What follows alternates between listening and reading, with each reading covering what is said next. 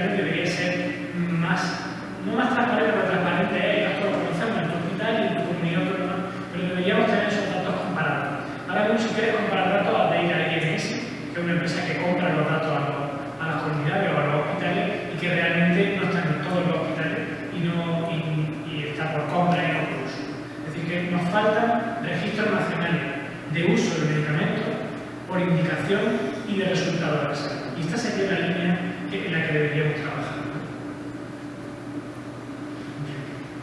Hay estrategias regionales. Hay muchas comunidades autónomas, como por ejemplo Aragón, o Galicia, o Cataluña, que el acceso a los medicamentos para evitar la inequidad entre un hospital y otro dentro de su comunidad han hecho una única comisión de farmacia. Farmacia terapéutica, que se llama farmacia, realmente la mayoría de ellas, el 95% son médicos del hospital y el 5% que son farmacéuticos. Entonces, dicen, bueno, para que no haya diferencia entre los hospitales hago una única comisión de farmacia autonómica. Y ese medicamento está o no está según lo que la comisión decida. ¿De acuerdo? Entonces, está para todos los hospitales de Aragón, de Galicia o de Cataluña o no. Y hay otras que no lo tienen así. Por ejemplo, en Andalucía, lo máximo que hemos conseguido es una comisión de armonización, pero solo para algunos fármacos especialmente de un impacto muy alto económico, clínico, social, fundamentalmente económico, pero evalúa dos fármacos al año. Y claro, si hay 100 fármacos nuevos al año, yo no puedo ir a 2 al año, porque la necesidad me apremia de tener los nuevos fármacos, ¿no? Por tanto, lo máximo que me lleva es comisiones provinciales, es decir, todos los hospitales de una provincia se ponen de acuerdo en si tienen o no un fármaco en esa guía.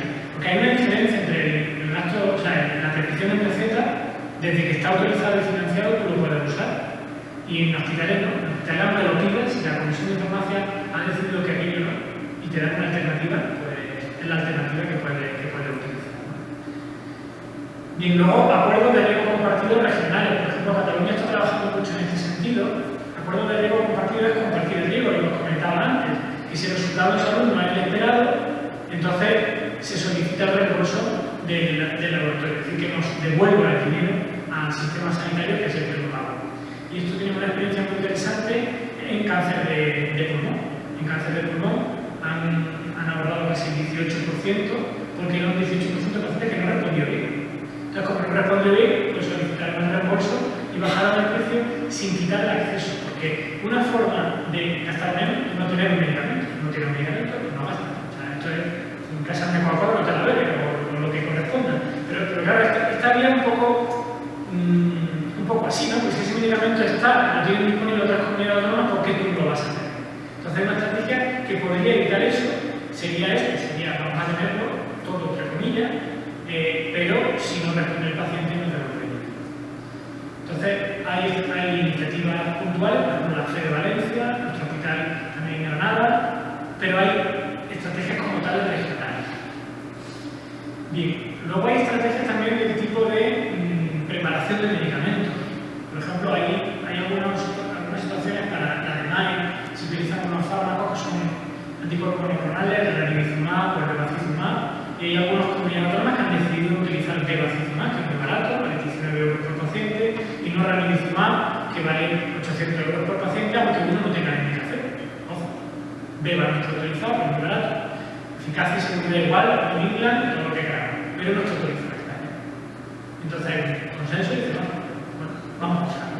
Esto existe, o sea, nosotros podemos usar fármacos que no estén indicados como uso off-label, que se llama, pero no está muy bien cuando hay otro que sí está indicado en el país. Entonces, eso se puede llegar a ese acuerdo, a ese consenso, si los clínicos lo ven adecuado. O bien, en el caso del ranibizumab, de un solo vial, tú puedes tener dosis para 3 pacientes. Tampoco te autoriza la fecha técnica hacerlo, pero en vez de gastar 800 por paciente, puedes gastar 280 por paciente. Son estrategias también de ahorro que te permiten estirar el presupuesto, te permiten tener más fármacos, pero que en unas regiones se hacen y en otras no. Y esto genera mucha inequidad. Luego, estrategias locales que la Comisión de Farmacia de ese hospital ha decidido tener o no tener el fármaco. Estas estrategias locales, poco a poco, las comunidades van intentando evitarlas, ¿no? Con guías únicas, por ejemplo, como comentaba antes, con tarifa por paciente. Por ejemplo, ahora se está poniendo de moda algunas comunidades autónomas decir, bueno, por paciente de ácido reumatoide pagamos 7.000 euros al año. Y por encima de eso, si usa un medicamento más caro, no se paga. Bueno, da margen para que el médico utilice uno u otro, pero garantiza encima del presupuesto y lo que pasa, porque es una opción también local, ¿no? Y luego estrategias agregadas, que es unirse los hospitales de una provincia o de una comunidad autónoma y decir, bueno, por lo menos entre nosotros vamos a no tener diferencias. ¿Esto cómo se evitaría? Pues como ocurre con la receta. Cuando está un medicamento, está en toda la guía de todos los hospitales y tienes que tenerlo. A los que somos responsables del gasto de medicamentos hospitalarios no nos gustaría eso, porque hasta ahora con la selección y posicionamiento hemos evitado muchos gastos, pero sería la única forma de que hubiera una equidad en todo el territorio nacional.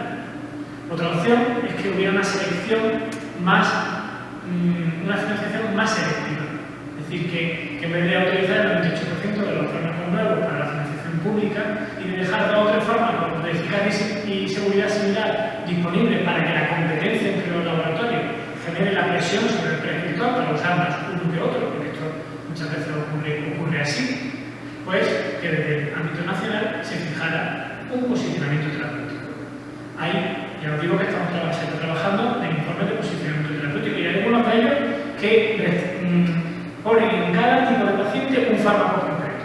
Eso es lo que queremos en los hospitales y en las comunidades autónomas. Lo que no nos vale es que hay algunos informes de posicionamiento que son tan generales y dicen, bueno, pues para este tipo de pacientes puede usarse este medicamento o este, o este, o este. Entonces, si hay cuatro y tienen cuatro precios distintos, parece lógico que alguien que tiene que pagar al final diga, oye, ¿por qué no nos ponemos de acuerdo en usar, o bien, si son iguales en accesibilidad, es más barato, o bien en un tipo de paciente es más caro, en otro tipo de paciente es más barato? Tampoco buscar los consensos, que es razonable, pero que genere equidad. Porque los oncólogos de mi hospital piensan distinto muchas veces que los oncólogos de Valladolid. Esto es así, hay alguien de práctica clínica, pero bueno, su experiencia, el protocolo que tiene.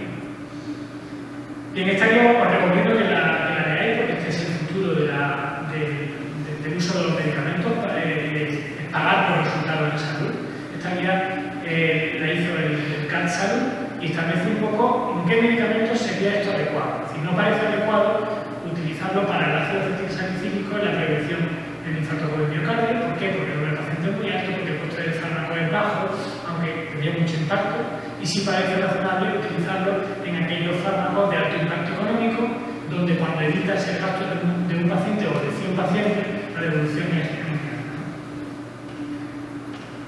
Bien, aquí es lo que os decía de algunas guías, por ejemplo, la Guía Europea de Hipertensión Pulmonar, que dice que las clases de los fármacos están por orden alfabético. Son 3 fármacos con 3 precios distintos y que son representan porcentajes internacionales y que lo ordenan por orden alfabético porque no quieren mojarse ni decir si uno es mejor que otro.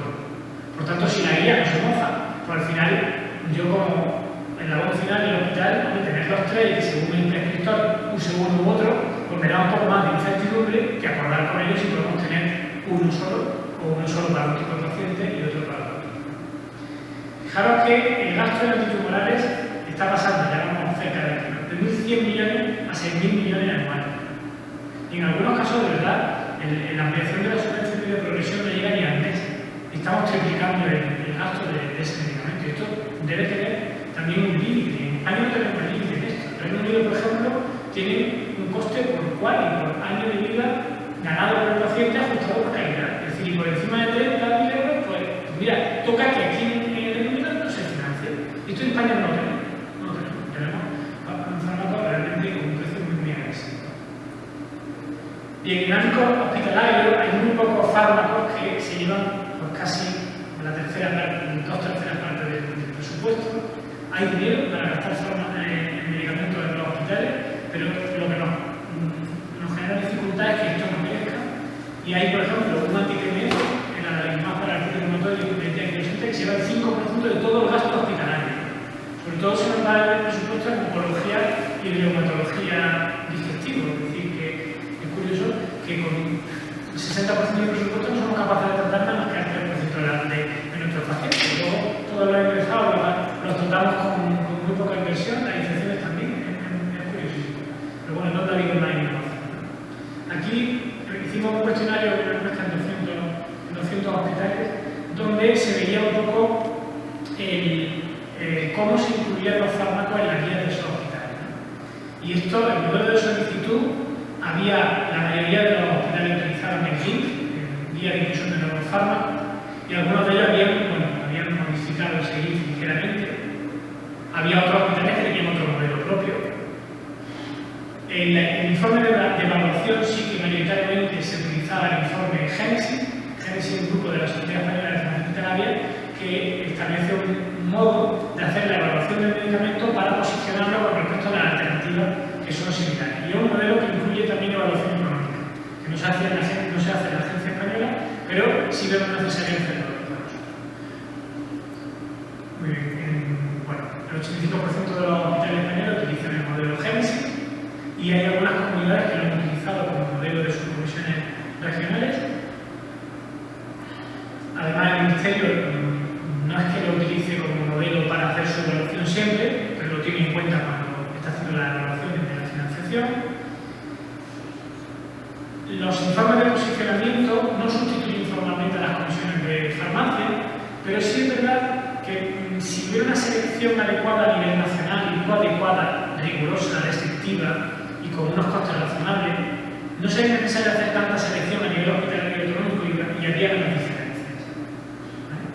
Y esto generaría muchas tensiones, por supuesto, a nivel nacional, pero habría menos inequidad. Bien, fijaros que el informe Génesis se ha hecho en más de 1.200 medicamentos, es decir, que tenemos la mayoría de los medicamentos que se usan en el hospital tienen ya su informe Génesis. Pero si miran la metodología, cuando el informe Génesis lo aplican los hospitales, no siempre llegan a la misma decisión. Por tanto, bueno, entendemos que hay una parte final de consenso clínico de tipo de patología que se trata en cada hospital que hace que haya diferencias. Con lo cual decidimos que hubiera un informe colaborativo. Hacer un único informe Génesis para cada fármaco para todo el territorio nacional. Entonces ahora tomamos decisiones para todo el territorio nacional y las ponemos a disposición de la agencia y del Ministerio para que lo utilicen, porque este informe no es vinculante, es orientativo para la agencia reguladora. Bien, como conclusiones, es decir, tenemos debate, hay diferentes decisores que generan asimetría en el uso de los medicamentos. Estas medidas deberían ser nacionales, es necesaria una política sanitaria más homogénea y con decisiones de acceso y utilización nacional que evite esta inequidad y una mayor implicación del financiador de la comunidad autónoma en las decisiones de precio generará más seguimiento, más fidelización de la comunidad a esa decisión del nivel nacional. Nada, muchísimas gracias.